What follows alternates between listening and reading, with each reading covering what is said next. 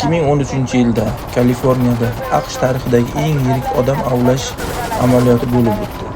Bitta yagona gumonlanuvchini topish uchun 2000 dan ortiq politsiyachi safarbar qilingan edi. Ammo qidirilayotgan odam bitta bo'lishiga qaramay, aynan u butun mamlakat orasida ochiqchasiga Los Angeles politsiyasiga urush e'lon qilgan va istalgan politsiyachi u bilan to'qnash qilishdan cho'chirdi. Oddiy amerikaliklar orasida esa qiziq holat yuzaga kelgan. Politsiya nazarida u jinoyatchi bo'lsa-da, ko'pchilik uni xalq qahramoni deb bilardi.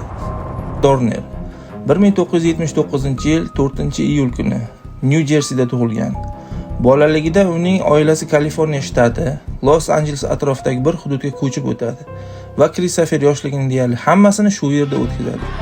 U sinfida yagona qora tanli bo'lgani uchun ko'p hollarda sinfdoshlarining masxarasiga uchragan. Biroq u terisining rangi ustidan qilingan hazilni hech qachon kechirmas. Shu sababli maktab paytida tez-tez mushtlashishga majbur bo'lgan. 1997-yil Kristofer maktabni bitirib, Yuta Janubiy universitetiga o'qishga kiradi. Universitetda u ko'plab do'stlar orttiradi. Do'stlar uni quvnoq, kulimsirab yuradigan, hayotida eng muhim qadriyatlar deb halollik va adolatni biladigan yigit sifatida tasvirlashgan. Kristofer juda baquvvat, atlet yigit bo'lgani uchun uni tez orada universitetning Amerikan futbol jamoasiga ham taklif qilishadi. 2001-yilda u universitetni siyosatshunoslik va psixologiya yo'nalishida tugatadi va shundan so'ng harbiy dengiz flotida xizmatga kiradi. Xizmatga chaqirilganidan 1 yil o'tib, 2002-yilda u Nevada shtatidagi Fallon harbiy dengiz bazasida xavfsizlik bo'linmasiga boshchilik qiladi. Keyinroq u suv osti jangovar harakatlariga mo'ljallangan mobil dengiz bo'linmasi tarkibida xizmat qiladi. Flotdagi xizmat davrida 2002-yilda Kristofer bilan uning xarakterini yaxshi ko'rsatib beradigan bir qiziq voqea sodir bo'ladi. Ta'tilga chiqqan paytida u mahalliy cherkov uchun yig'ilgan xayriya pullari solingan sumkani topadi. Sumkada qariyb $8000 bo'lgan. Kristofer bir soniya ham ikkilanmay uni yaqin atrofdagi politsiya bo'linmasiga topshiradi. Bu haqda keyinroq Oklahomadagi gazetalardan birida yozishadi. Jurnalistlar unga "Nega shunday qildingiz?" deb so'raganda, u shunday javob beradi: "Onasi uni halollik va odobga o'rgatgan. Shuning uchun u boshqacha yo'l tuta olmas edi." Armiya xizmatida u juda kuchli jangovar tayyorgarlikdan o'tadi. Turli xil o'q-otar qurollarni puxta o'zlashtiradi. Jangovar sharoitda omon qolish usullarini o'rganadi. Qo'l jangi texnikalarini egallaydi. U bu yo'nalishlarda shunchalik kuchli bo'ladiki, hatto aniq nishonga olish va o'q otish uchun lenta, ya'ni ko'krak nishoni, shunday to'pponchadan o'q otish bo'yicha faxriy yorliq belgisi bilan ham taqdirlanadi. 2005-yilda Kristofer Dorner Los Angeles politsiyasi akademiyasiga o'qishga kiradi. 1 yildan so'ng akademiyani tugatadi. Ammo shundan keyin yana harbiy dengiz flotiga chaqirilib, jangovar operatsiya uchun Bahraynga yuboriladi. U yerda ham yarim yil xizmat qilib, 2007-yilda yana politsiyaga qaytadi. Politsiyadagi xizmatining boshlanishi tajribali hamkori serjant Tereza Evans rahbarligida stajirovkadan iborat bo'ladi. 2007-yil 28-iyul kuni Kristofer Dorner va Tereza Evans mahalliy mehmonxonalardan biriga chaqiruv bo'yicha borishadi. Chaqiruv sababi shunday edi. Mehmonxonaga ruhiy muammolari bor bo'lgan bir kishi kirib, xodimlar va mehmonlarga bezorilik qilayotgandi. Politsiyachilar bu bezorini tezda yiqitib qo'lga olishadi.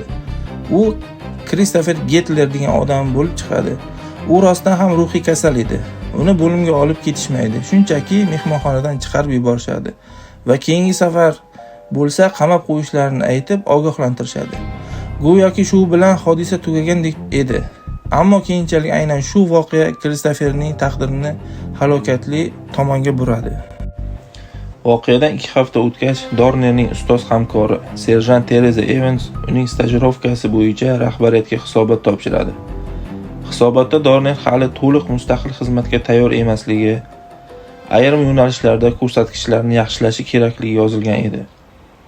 Shu hisobotdan bir kun o'tib, Dorner Evansning mehmonxonadagi hodisa vaqtida qilgan harakatlari bo'yicha rasmiy raport yozadi. U raportida Evans Getlerga nisbatan haddan tashqari kuch ishlatganini ta'kidlaydi. Dornerning aytishicha, Getler allaqachon qo'l kishanlangan va polga yotqizilgan holatda bo'lganiga qaramay, Evans uni 2 marta yuziga urgan. Ushbu raport asosida ichki tekshiruv boshlanadi. Maxsus komissiya bir necha guvohlarning ko'rsatmalarini tinglaydi. Gitlerning otasi shunday deydi: o'sha kuni o'g'li uyga qaytganda uning yuzi shishib ketgan bo'lgan va o'g'li uni politsiyachi urganini aytgan. Biroq ular o'sha paytda shikoyat bilan murojaat qilishmagan, chunki jarohatlar jiddiy bo'lmagan. Qolaversa, Gitler nima sababdan urilganini aniq tushuntirib bera olmagan. Gitlerning o'zi ham so'roq paytida o'sha kuni uni ayol politsiyachi urganini aytadi. So'roq jarayonida undan bir necha bor aniq savollar so'raladi. Uni urishganmi? Yuziga urilganmi? Kim urgan? Erkak yoki ayol? Savollarga qisqa va aniq javob beriladi. Ayol ofitser. Ammo keyinchalik Gitler ko'rsatmalarida adashib qoladi. U shizofreniya bilan og'riganligi sababli komissiya uni ishonchli guvoh deb hisoblamaydi. Mehmonxona xodimlaridan 3 nafari esa Gitler qo'lga olinayotganda politsiyachilar tomonidan urilganini ko'rmaganliklarini aytadi. Xodimlardan biri hatto o'sha kuni Dornerga galstukni to'g'rilab olishi kerakligini aytganini eslaydi. Ammo o'sha hodisa joyidan olingan fotosuratlarda Dorner o'sha kuni umuman galstuk taqmagan bo'lib chiqadi. Bu holat mehmonxona xodimlarining ko'rsatmalariga nisbatan shubha uyg'otadi. Shunga qaramay komissiya oldida faqat 2 yo'l bor edi. Tereza Evans allaqachon zararsizlantirilgan shaxsni urganini tan olishi. Bu esa katta ommaviy janjalni olib kelardi. Yoki Evansni oqlab, Dorner yolg'on raport yozgan degan xulosaga kelish. Natijada komissiya ikkinchi yo'lni tanlaydi. Ularning qaroriga ko'ra Dornerning raporti ishonchsiz deb topiladi. Komissiya shunday xulosa chiqaradi: Dorner bu raportni qisman o'z bahosidan qo'rqqanligi uchun yozgan. Chunki agar Tereza Evans unga salbiy baho bersa, bu uning politsiyadagi kelajagiga barham berishi mumkin edi. Shu tariqa 2008-yil 4-sentyabr kuni raport topshirilganidan 8 oy o'tib, Dorner Los Angeles politsiyasidan rasman bo'shatiladi. Ammo Dorner bu bilan to'xtab qolmaydi. U o'zini oqlash uchun turli instansiyadagi sudlarga qayta apellyatsiya topshiradi. Har safar esa rad javobini oladi. Bu jarayon uni chuqur ruhiy tushkunlikka tushiradi. Rafiqasi undan ketadi. U yana armiyaga qaytmoqchi bo'ladi, biroq politsiyadagi mojarolar tufayli u yerda ham uning yo'li yopiq edi. Va nihoyat 2013-yilda sharaf va minnatdorchilik so'zlari bilan, ammo o'z xohishiga qarshi Kristofer Dorner armiyadan ham bo'shatiladi. Aynan shu voqea uning ruhiy jihatdan butunlay sinishiga sabab bo'ladi. 2013-yil 3-fevral kuni kechqurun Kaliforniya shtatining Irvine shahrida yosh bir juftlikning jasadi topiladi. Ular 28 yoshli Monica Quinn va 27 yoshli Kate Lawrence edi. Ikkalasi ham o'z uylarining yonidagi avtoturargohda boshidan o'q yeb halok bo'lgan. Qotillik juda puxta va professional tarzda amalga oshirilgan. Jinoyatchi hech qanday iz qoldirmagan. Monica Quinn mahalliy politsiyaning sobiq rahbari, hozirda advokat bo'lib ishlayotgan Randall Quinnning qizi edi. Uning kuyovi Kate Lawrence esa jamoat xavfsizligi departamenti xodimi bo'lgan. Dastlab tergovchilar bu qotillikni Monikaning otasining politsiyadagi o'tmishi bilan bog'liq ehtimoliy qasos harakati deb hisoblashadi. Ammo oradan bir kun ham o'tmay internetda hamma narsani o'zgartirib yuborgan hujjat paydo bo'ladi. Bu Kristofer Dornerning Amerika xalqiga yo'llagan ochiq maktubi edi.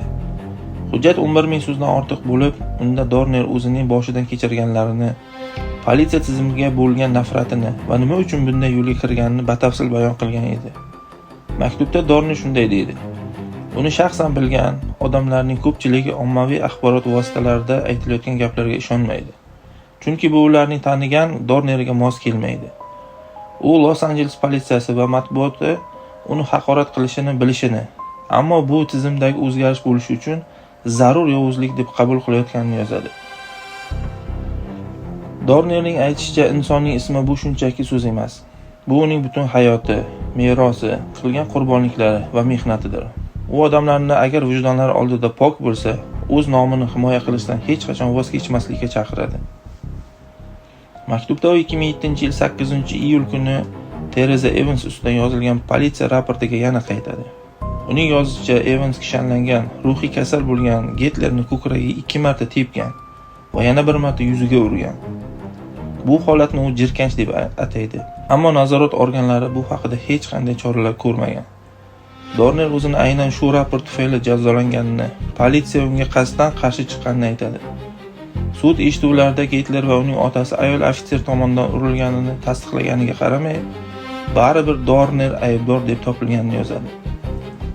U shuningdek akademiya davrida uni bezori sifatida ko'rsatishga urinilganini aytadi. Go'yoki u bir kursantni masxara qilgan. Ammo tergov aksincha Dorner o'sha kursantni himoya qilganini ko'rsatgan.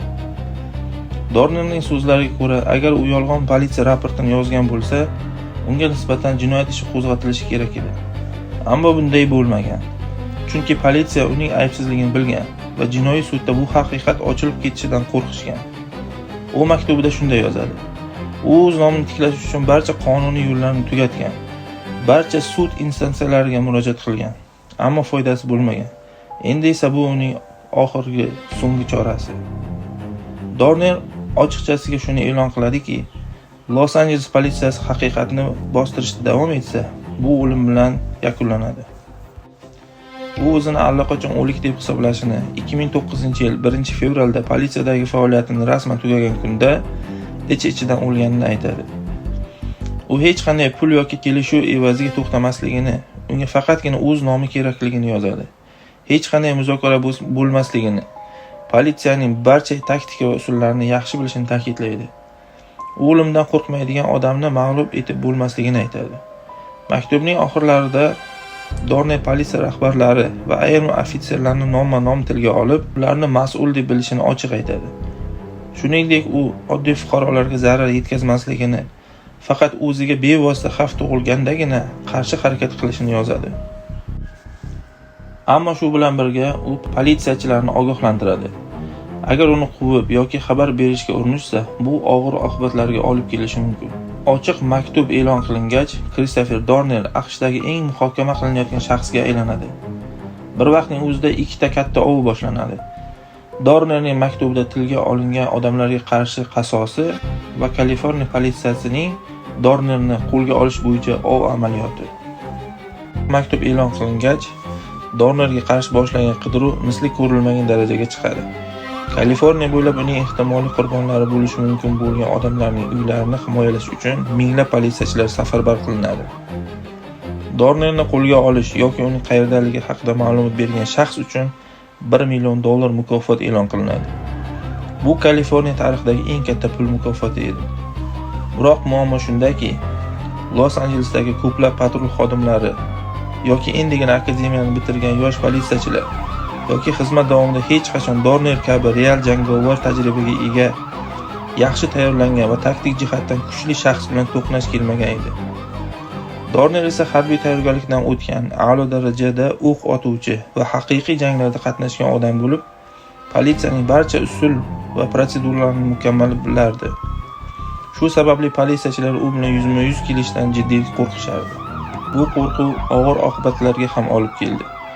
Eng kichik shubhada ham politsiya o'q uzishni boshlaydi. Natijada bir nechta begunoh fuqarolar jabrlanadi.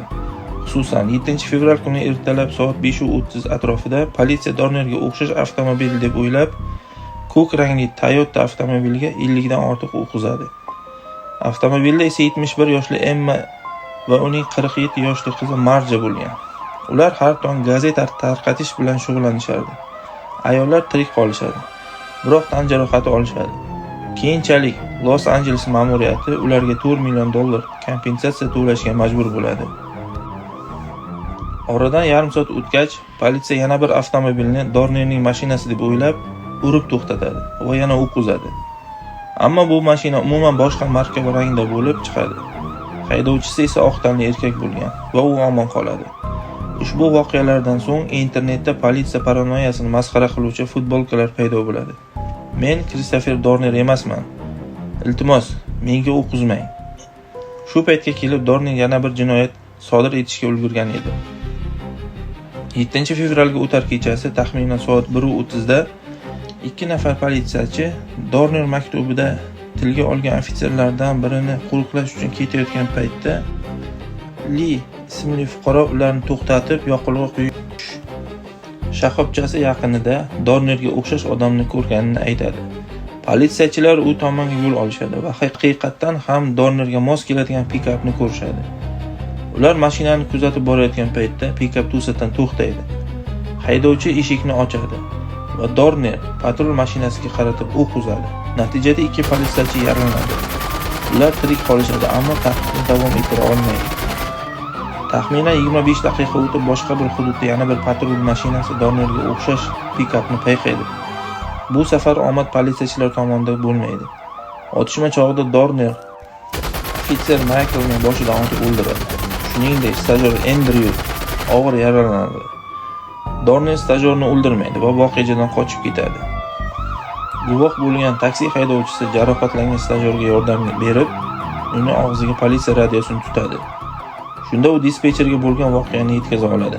Endryu og'ir operatsiyani boshdan kechirib tirik qoladi.